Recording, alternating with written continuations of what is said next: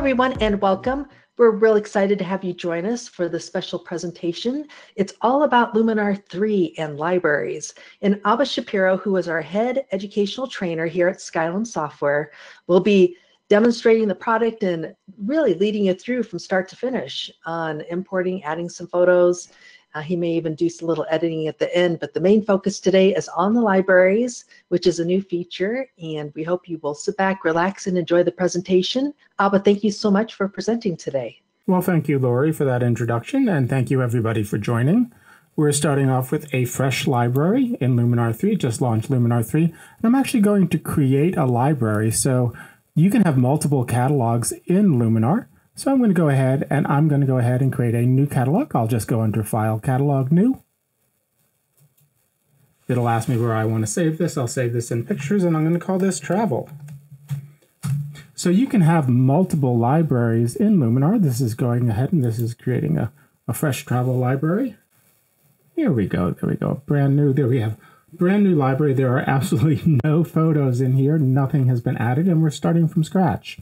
So the first thing you'll want to do when you are working with the Luminar libraries is you'll want to add some images, and there are several ways to do it. I'm going to go ahead and I'm going to add a folder, and I'm going to click on Add Folder, and I have some on my desktop under Travel Photos, and we'll go in there, and let's bring this full screen, and I have a bunch of vacation photos that I'm going to bring in, and by adding a folder, I'm not relocating anything.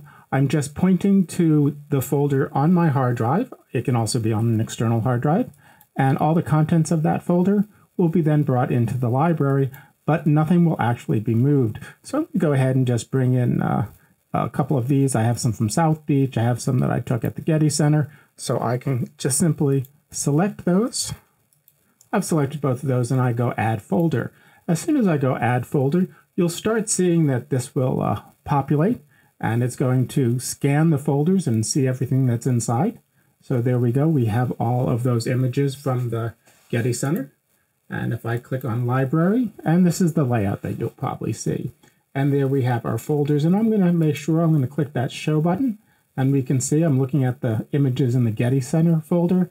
And then if I click on the South Beach folder, I can see those images also. And just to show you what's happening from inside the folder, if I right-click on any of those folders, I can go ahead and show them in my Finder. I'm on a Mac now. On a PC, I'd say Show in Explorer. And these are the folders, and the contents of those folders are those exact same images. So that's how you would bring things in. But you'll notice nothing has been moved, and it creates the thumbnails very, very quickly. Now, I also have some folders. I'm going to go ahead and make this into a list, so we can open up the contents of these so we can see what's inside. So there we have the Getty Center, and I also have this folder called Travel and Landscapes, and I have a folder just of random stuff from a camera card, so I can bring that in. But I do want to point out that in some cases, if I have organized things inside of a folder before I add it to my catalog. So if I go over here and I go to Travel and Landscapes, I'm going to go ahead and open that up, and we'll look at these images. We'll make them a little bit larger. And so I have a variety of folders. I have some TIFFs, I have some JPEGs, I can have some camera raws.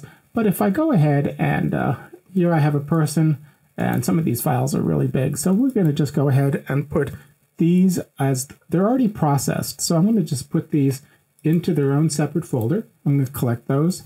And I'm going to go ahead and I'm going to make a new folder with that. And I'm doing this within the file system, not within Luminar. But I want to show you how you can pre-organize images before you even bring them into Luminar. And then we'll look at how you can organize them once they're in Luminar. So I can go in here and I can say Processed. And as a matter of fact, some of these are really large. So I'll do these and I will make a new folder and I will call them Other. So this is if I had organized things before I brought them in, and this is inside that folder called Travel and Landscapes. So now if I go ahead and I add this, now I added them before from this drop-down menu on the upper left, and if I click on that, you can see I have Add Folder. I have Import also, as well as Open Image and Quick Edit, and I'm going to cover that shortly. But right now we're adding folders, and I can add it from this location, or in the library view, there's a little plus symbol right next to the word folders, And if I click that, I also get the same option to bring things in. Now remember, in that travel and landscape folder, I broke them up into 2 other organized folders. So I'm going to click on travel and landscape, and I'm going to say add folder. Now what you'll see is it'll start bringing these images in, and if I go ahead and look on the right side where I brought in travel and landscape, I can see my other and my processed. So it allows me to actually maintain the organizational structure of these images if I do that beforehand, but I can also organize them once images are in.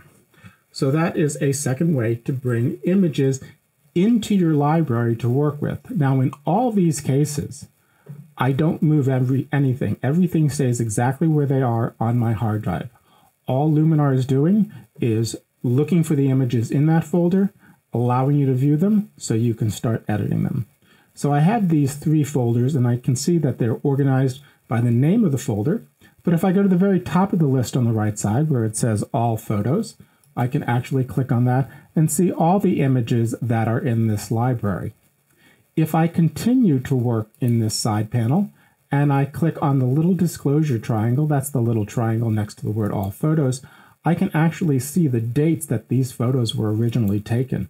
So Luminar not only organizes things by the folder and subfolders from the Finder, but it will also look at the metadata from the camera and sort them out by year, by month, and literally by day. So I have that organizational structure already there. As a matter of fact, let me go ahead and bring in a couple of more folders to work with. I'm going to simply hit that plus key, and I'm going to bring in a couple of different things. I'm going to bring in some folders from Alaska. I'm simply holding down the Command key. I can also hold the Control key on Windows so I can select multiple folders. And I'm bringing in Alaska, Shanghai, and this one, which is directly from the camera card, which is completely unorganized at this point. And we're going to show you how you can work with those. So let's go ahead. I'm going to say Add Folder. And what it's going to do is it's bringing in each of these as their own individual folders. You can see that on the right side. And I can also see that the dates have been updated. So I'm looking at all my photos and a whole bunch from 2018. And so this is a great way to start working with images. Now, I do want to talk a little bit about 2 other features, 2 other ways you can bring images in. You can import images. Now, the difference between importing an image versus adding a folder is importing an image will physically move that photo from its current location to this new location, to wherever you want to put it. And this is great if you have something on an external hard drive and you want to move it, or you need to organize your images. So importing will physically move your images to a location within the library. So I can move it into one of my existing folders if I say import images, or I can create a new folder within Luminar. So if I go ahead and I hit that plus key, okay, instead of adding one of the existing folders that are here, in the lower left-hand corner, you can see I can click and write, and I can say new folder. And I'm creating a new folder here, and I'll call this miscellaneous to organize. And I'm going to click on create and add folder. So there it is, miscellaneous to organize. It's on the right side. You'll notice that it's grayed out. That's because there's no images here. But as soon as I want to move something into this folder, I can now go back to that import images to, go to the drop down. We're going to import them into miscellaneous to be organized. And now I can start choosing images. Okay, so I can go to those travel photos, and maybe I want to bring in some of these photos from Quick Edit These. Okay, so I can go in and I can simply say bring in this sunflower image, and we'll bring in this lighthouse image. And I'm going to say import. Now I do want to point something out. When you're ready to import something, you'll notice there are some other choices here.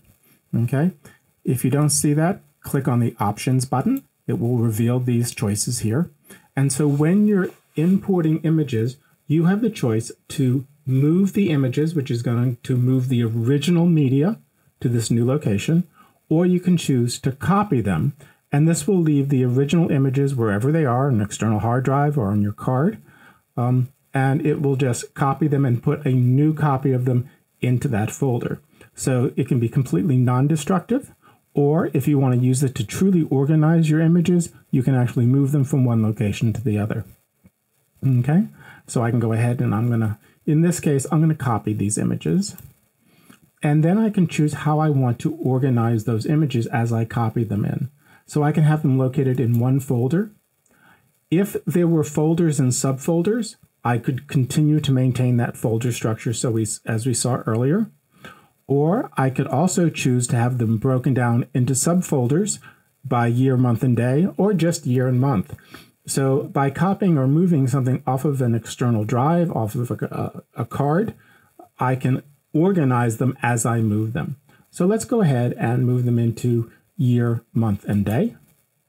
And again, I can choose if I want to include subfolders or not to include subfolders. If I do not check this button, it will only bring in images at the top level, and it won't dig down into other folders that might be inside a folder from bringing a folder in. And we may explore that a little bit later. So I'm going to copy my images, I'm going to have them organized, and I'm going to move them into this folder, which is called miscellaneous. And I'm going to simply say import to folder. And this should happen very quickly. And you'll notice that miscellaneous to organized, which is not the best name of a folder, as a matter of fact. I would like to say I did that intentionally, but I did not. But I can take advantage of it, which is I can rename that to miscellaneous to organize. So I can change that name. And as you can see, these two images are now in this folder. What I want to point out that if I go to the Explorer level or to the Finder level, and I can do that by right-clicking, I can show this folder in my catalog. There it is. I've not only created a folder in my travel folders master folder, but I've also brought copies of these images in. And if you recall, I organized them by month and year and date. So there, if I go in, it can actually dig down deeper, and it goes in for the August 1st, 2013. We can go that deep, but it will organize those folders as I move or copy them in. So now I have some new images. I'm going to go back to the top level to all photos, and we're going to talk a little bit about organizing and structure. And then towards the latter half, I'm going to talk about this option, which is open images for a quick edit. It's another way to bring in images temporarily if you just want to quickly process them and export them. So now I have a boatload of images, everything I brought in. There's no organizational structure to say the least as I look at this, because I haven't organized them at all.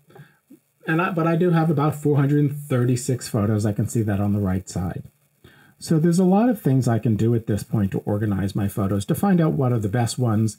And the first thing is I can go ahead and in the upper right corner of the interface, you'll see showing all photos by capture time, but I can choose by edit time, as well as some other options here you can see, such as rating and pick and color label. And those are things that I can do to mark a photo to help me better organize them. So right now they're just organized by capture time, and I'm looking at all of my photos. And again, if I look at showing all, I see some choices here: favorites, rejected, unmarked. These are some labels that I can apply to my images. I can also rate them with a star rating from 1 to 5, and even give them a color label, as well as look at images that I may have recently edited. So there's already a bit of pre-organization going on. And as you can see from some of these images, it seems like I shot the same thing multiple times. I shot these bracketed, which meant that I under and overexposed the same image. And I do that so I can edit them in Aurora. And in Aurora, I can blend multiple exposures into one really well-exposed image. So you'll notice there is some redundancy there. I do that also. I was shooting some water. So what I want to point out, though, is how nicely organized this is from a visual standpoint. I don't have a lot of wasted space. It really takes advantage of bringing these images in without all those black bars on the side, so I can really have something pleasant to work with, pleasant to look at. So the other thing is that when I view these, I have a choice to view these images of 4 different sizes. So if I'm working on a smaller screen and it's hard to see the small images, I may want to increase their size, or maybe I just want to be able to see more detail to see if the image is sharp, if the image has content I like. So I can switch between small, a medium size, large, and of course the largest, which really takes advantage of showing me the full size of these images. And it's creating these thumbnails on the fly, and we'll store those thumbnails. I can also use the plus and minus keys to change the size. So this is a great way for me to start organizing and sorting my images. But the next thing I want to do is I want to start rating these images. I want to start figuring out which are the ones I like and which are the ones that I don't want. And let's go over and take a look at some of this Alaska footage. So all I did was I went over to the right side and I clicked on the folder labeled Alaska, which is the images from Alaska. And now I'm going to go through and I'm going to start rating these. And the first way that I'm going to rate them is I'm going to choose if they're a favorite, perhaps it's an image I don't like, they're rejected, and of course, by default, they are unmarked. Now, I can do this several different ways. If I really like an image, all I have to do is I can right-click on any image, and you'll see there's something that says Set Flag. Now, when I go to Set Flag, I have three choices: flagged, and that's an image that I like, an image that is a favorite. So think of flagged images as favorites. The keyboard shortcut for that is P, and I think of pick. So this is a pick that I want to work with. So I tend to use the keyboard shortcuts for this. If it's something that I don't like, if I reject it, I can hit an X. And usually that's, when you cross something out, it's rejected. And then, of course, these are all unmarked because I haven't done anything. And if I want to switch something back from a pick or from a rejected image, I can always hit U to switch it back to unmarked. So to mark these images, and I'm going to first do it with my mouse and then I'll do it with my keyboard, is I'm going to make this a flagged or a picked image. When I do that, you'll notice that there's a little heart here, and this little heart is now filled in. If I go over to the next image, the heart is there by default, but it is just the outline, which indicates that a choice hasn't been made yet. But if I wanted to quickly just be able to click and say, this is a favorite image, I can click on that heart, and it will become a favorited image. Now let's go over to the next one. I have two shots here. They're similar. I don't need both of them.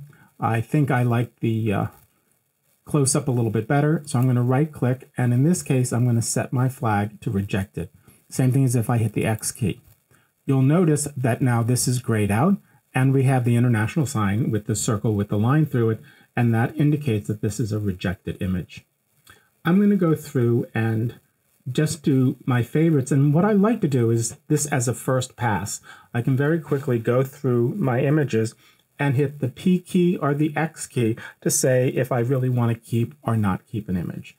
So I like this one. I'm going to hit P, and you notice when I hit P, I'm not clicking now. When I hit P, it gives me the heart.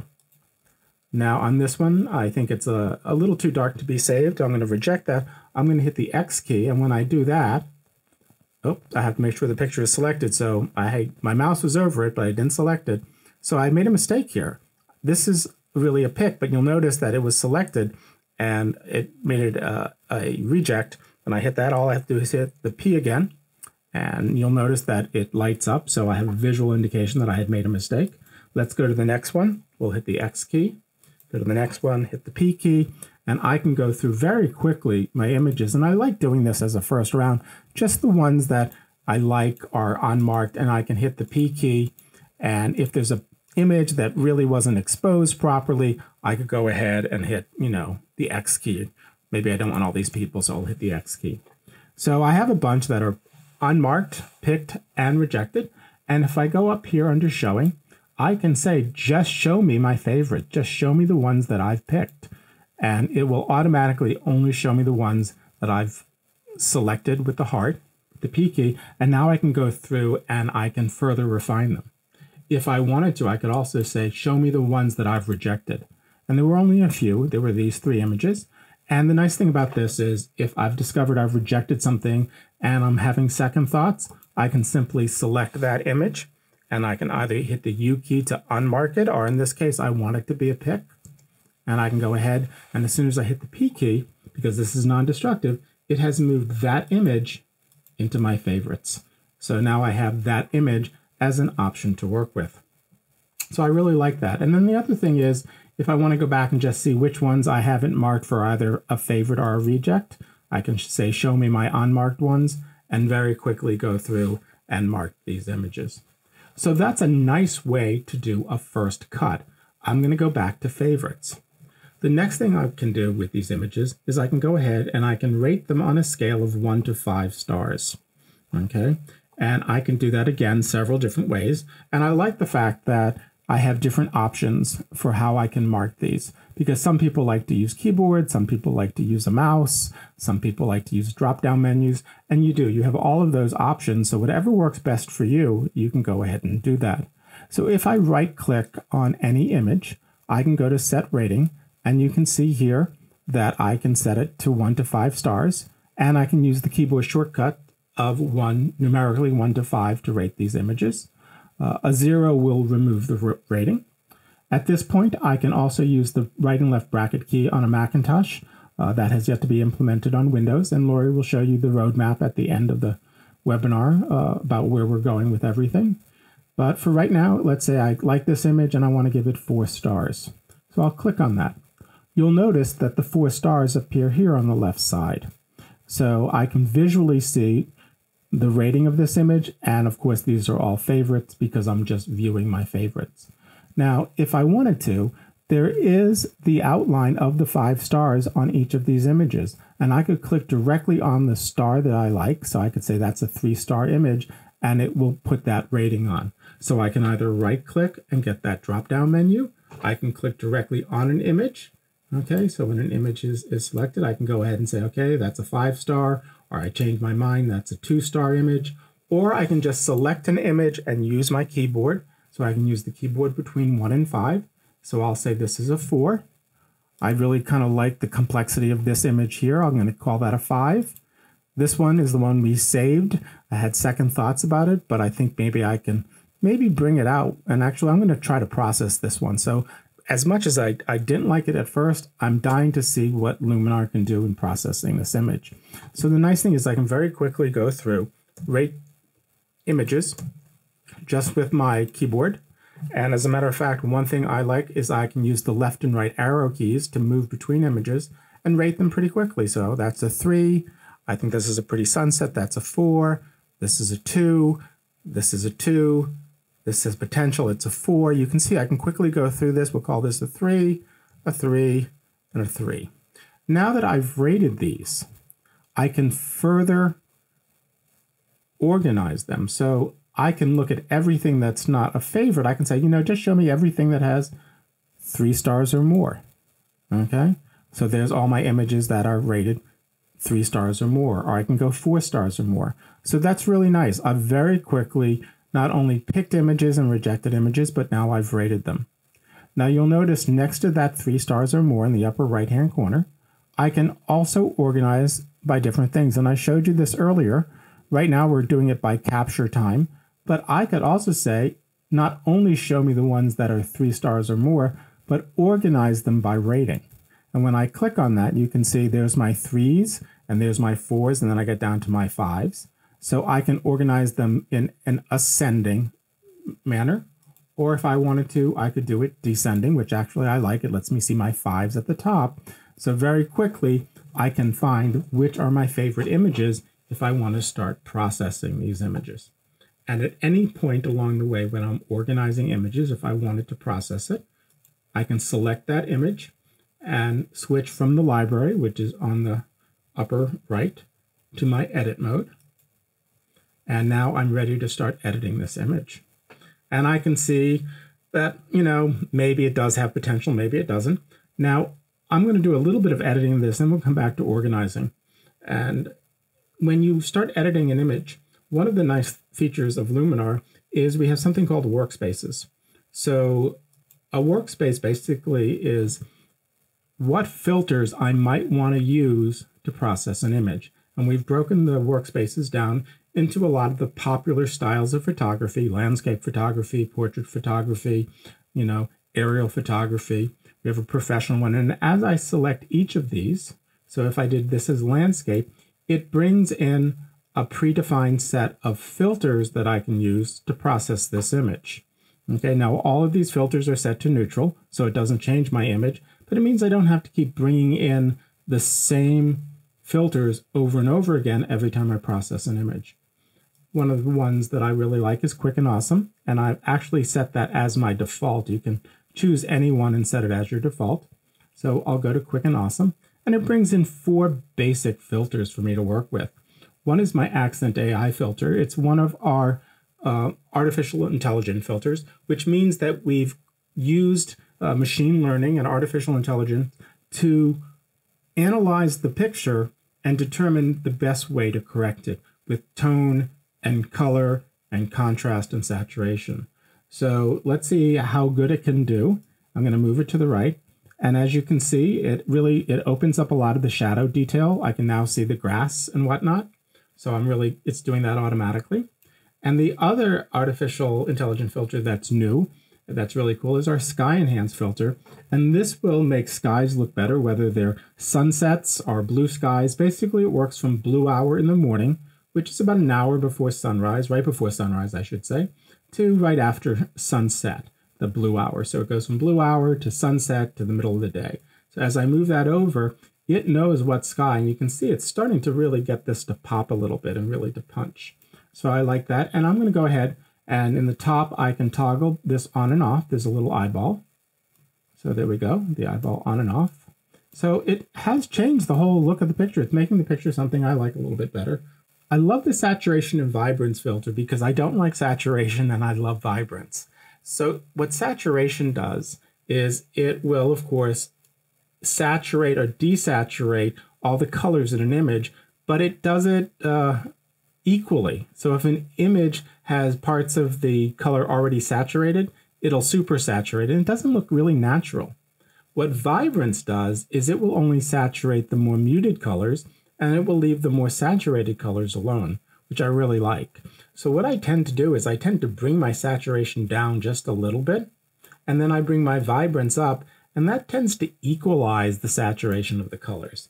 And a lot of times it's subtle. I'm going to make it a little bit more extreme here. And in addition to turning off the before and after for the entire image, I can turn off before and after of just a selected filter. So this is after I've played with saturation and vibrance, and this is if I turn it off. And you'll notice it brings down some of that, really bright orange here, and the sunset isn't as crazy, so I really like what it has done. And clarity just actually works with the midtones of my colors. Just brings a little clarity in, and I'm starting to see an image that I like. So this is much better than the image that I threw away, and I can start seeing some really nice stuff with this. So I can see that Luminar has been able to really process this nicely. Now, in addition to the filters that are already in my Quick and Awesome, or whichever workspace you choose, you can add any of our 50+ filters to your edit process. So if I click on Add Filter, I have all these filters to choose from. And they're broken up into general categories, the essential ones you might need to develop a picture. If you have a problem, we have issue fixers. We have the creative ones. If I want to stylize this, maybe give it a little bit of a more golden hour look. Maybe I'll click on that while we're there. Add a little bit of golden hour. Just adds a little more yellow to this. So kind of like that. And as I go down, there's professional and then utility. So for instance, maybe I wanted to, it's a little darker here in the foreground. So I could go in and I could go to top and bottom lighting, which is under utility. And if you notice, as I'm clicking these, I'm adding them to the list. And now I can go ahead and I can control the top and bottom lighting. So maybe the top I want a little darker and the bottom a little lighter. But this is the really cool thing. Right now, it's just splitting it in the middle. But if I click on Set Orientation, I can actually move that line up and down. And if I wanted to, I can also rotate it. And maybe I can just really get to where the grass is. So I can position this exactly where I want it. And this is the softness of the threshold. So I can control what's truly happening in the bottom and the top of my image. And you can see that's the before, and I just toggled this off. And this is the after. So I've been able to really take this picture to a point that I really kind of like what it's doing. And with that, I'm going to go ahead and close Add Filter and switch back to my library. And I want you to see when I've switched back to the library, I still have this image, but I want to look at all of my Alaska photos. And I can do that. I can step up a couple of ways. If we look in the upper left-hand corner of the interface, there's a little up arrow, and that'll show me all of my images. If I click on the drop down to the right, it shows me exactly where I am, and I could quickly jump to all my photos or back to just the Alaska photos. So we'll just go back to the Alaska photos, and there's my processed image. So the processed image is already updated in this folder. So this is a nice way that I can go through and I can start processing my different images. Now, in addition to this, I want to show you other things that you can do to help organize things and some of the flow here. You can also color code images. Let's switch away from the Alaska images. I want to go, actually, I'm going to bring in another one. I have a folder here called Paris, I believe. There we go. There's my Paris folder. And I chose this because I have both scenes and people. And maybe I want to break those into different groupings. So I'm going to go ahead, switch this from large to small so we can see all of our images. And right now they're organized by rating, which I have no ratings here. So I'm going to go back and switch them back to my capture time. So now you can see that when I've captured things in a row. And what I want to do is I want to go ahead and color code some of these to whether there are people in the shot, or if it's a landscape, or if it's street photography. And I can do that with labels. So if I right click on any image, I can go ahead and set a color label. So if it's street photography, maybe I'll call it red. You'll also notice that next to each of these is a number, and I can use those numbers as a keyboard shortcut to apply the different color labels to these images, which will help me do a little bit of organization. So we'll call street photography red a 6, people will be yellow 7, and just landscape will be 8. So I'm going to be able to do this pretty quickly. So this is street, so that's a 6. This is people, so that's a 7. We'll get all the people here. There's 7, 7. We'll do some landscape here, 8. And what you'll notice as I'm marking these images is that I can actually see a little dot with those colors. So I can go through, we have people here again, that's 7.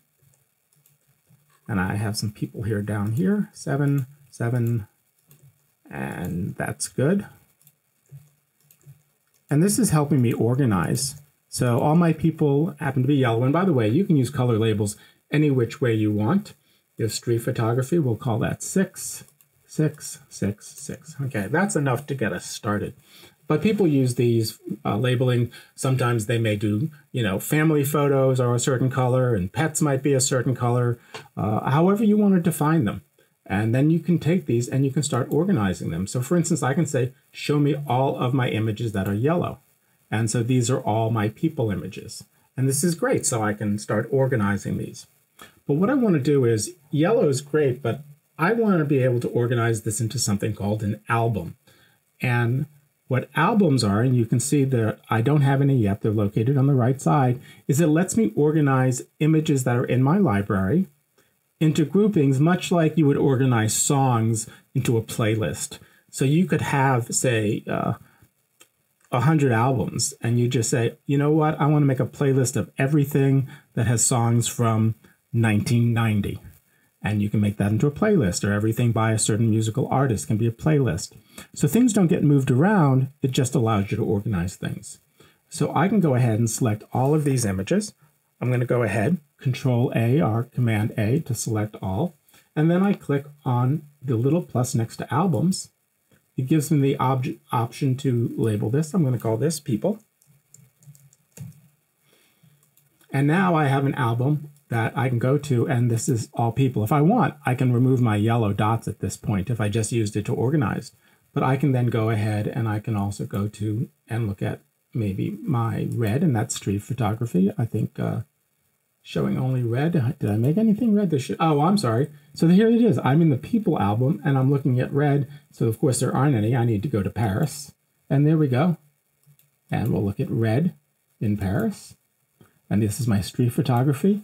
Once again, I'm only going to select one image now. Before I selected them all when I created that album and I put them all in that album, I'm intentionally going to only select one image because it will only put that one image in this album. I'll click plus. I'm going to call this street, the enter key. So my street only has that one shot in it. But this is what's really nice. If I jump back to my Paris folder and I happen to have all the street ones still organized, I can select all of these other images, okay, and drag those on top of my street album, and it will put them in the street album. So now I've organized them. I want to reemphasize, I haven't moved anything. In the case of albums, it's just different ways you can view images.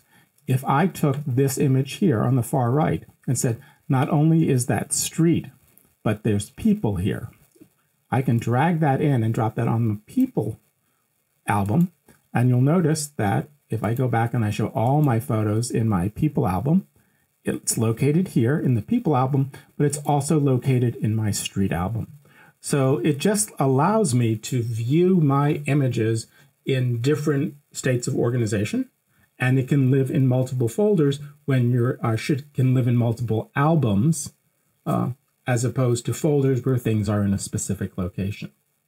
The other thing that you may start to notice is that the shortcuts part of the library in the upper right-hand corner is also updating and populating and modifying. First of all, I can sort any of these images by the specific date they were taken. I can very easily just find all of my favorites. I can look at the ones that I've added recently and also recently edited. And I've only edited one image, but this is great because I can say, oh, you know what? What was I working on? I have 5,000 images, 10,000 images. I just want to look at the ones that I've edited recently. And this allows me to do that very nicely. So we can go ahead and we can look at these different ways. So these are all ways I can organize. I'll go back to all my photos. Here we are again. And I can start organizing these in different ways. So, you know, I'm showing all photos and I'm sorting by capture time, but if I wanted to, I could sort by their rating still or just by color label. So if I go sort by color label, you can see there's all the green, there's all the yellows, there's my reds. So I can really go through this and organize my images very, very quickly. The other thing that's really nice, let's say I'm working on some images and I want to just look at everything that was shot on the same day. Okay, so I can select any image. I'm going to right click on that image and I can say, go to images from the same date. Okay. And as you can see, these images were all taken on October 9th, 2012.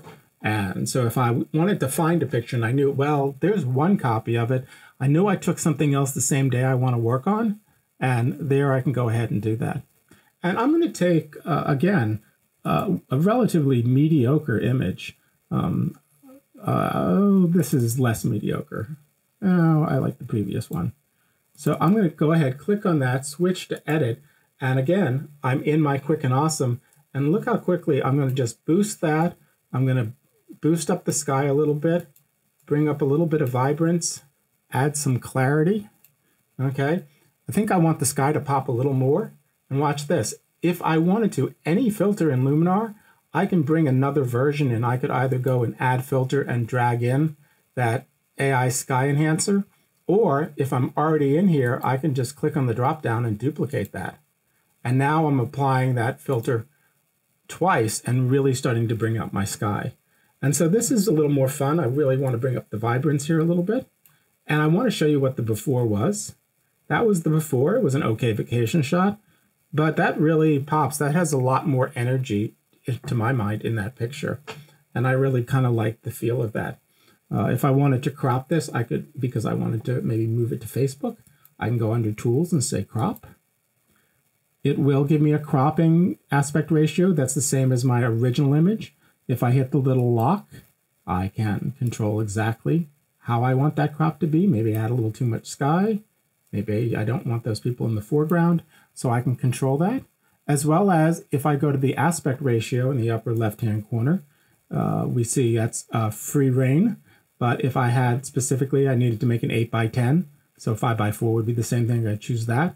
square. That would be great for Instagram. If I wanted to make it for my Facebook cover, there's the right aspect ratio for the cover of Facebook. So I could go there, and I kind of like that. Maybe a little bit too much trees in the left. So there's my skyline of Paris. Simply hit the Enter key, and now I have that after. And this was my before, and this is a lot more fun of an image for me to go ahead and process. Let me just jump back to the library, show you a couple more things, and then we'll open it up to questions. But the whole idea here was just the ability for you to see how easy it is to use ratings and to use labels and to use favorites to mark your images. So we can go up here. As a matter of fact, let's jump back to an entire group, miscellaneous to organize. As a matter of fact, so these were some that I had brought in, but I promised to show you there was that one more option, and that was down here under Open Images for Quick Edit. So we've learned that you can add a folder, which doesn't move things around. It just sorts through that folder and brings them into your library for you to view. There's the Import Image option, which allows you to bring images and physically copy them or move them. So you have that choice into your main folder area, and you can pick the folder. And there's also something called Open Images for Quick Edit. Now, what's great about this is a lot of times you might have a couple of pictures you just want to process. You're on a trip, somebody says, send me a copy, but you don't want to bring them into your library permanently. If you choose Open Images for Quick Edit, again, you can go, and I'm going to go to my desktop and my travel folders, and I'm going to pick some individual images. As a matter of fact, I made a note here, quick edit these. So I can choose these, and I'm going to look at these images. And I know I just want to process these and quickly bring them in and then hop out. So we'll go ahead, we'll choose this image here. We have the sunflower, the savanna image, maybe the sunset, and just a handful of images here. And I'm going to say open. Now, these images are all brought into a folder called Quick Edit. Okay, this wasn't here before. And so the Quick Edit folder lets me bring things in temporarily. Okay, it's creating these, and then I can go ahead if I wanted to. I can edit any of these. So I can go through and I can double click on those and bring that into the edit. So there we have some flowers. And again, I have Quick and Awesome as my default here.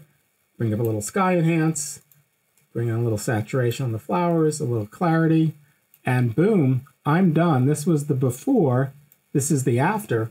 And if I wanted to, I can then go ahead, click on my share and say export this image, and I can export this. We'll just throw it onto the desktop. I'll click on options, and I can choose to export this many different ways, as a TIFF, as a JPEG, as a Photoshop document, and depending on how I choose to export it, I'll have other options. Like a TIFF, I can choose the color depth, I can choose the compression, I can scale it. If I choose JPEG, I can again choose my quality, which is how much compression. So I could go ahead, save this, export this, we're good to go. And then when I'm done, because I really don't need to save this, I've already processed it, I've already exported it, it's done all the work, I can go ahead and I can remove that from my quick edit. As a matter of fact, what I've done here is I selected all 5 of those images. I neglected to actually select the one, so let me hit cancel on that. But when I go back here, I can click on quick edits. I have these images that I brought in, and now when I'm done, all I have to do if I want to remove that is right click, and I can just say remove from quick edits. And what it's done is it's removed actually all of those. Let me undo that. I need to keep selecting and deselecting. I get a little enthusiastic here. So I'm going to bring those in just to show you. Again, open images for quick edit. We'll just choose these 3 here. Okay, open. So there's my quick edits, library, quick edit, and we can see all of my images. And what I can do here, if I want to remove an individual one, I can go ahead, select that and say remove from quick edits. So now it's no longer in a library that I can see, but again, non-destructive.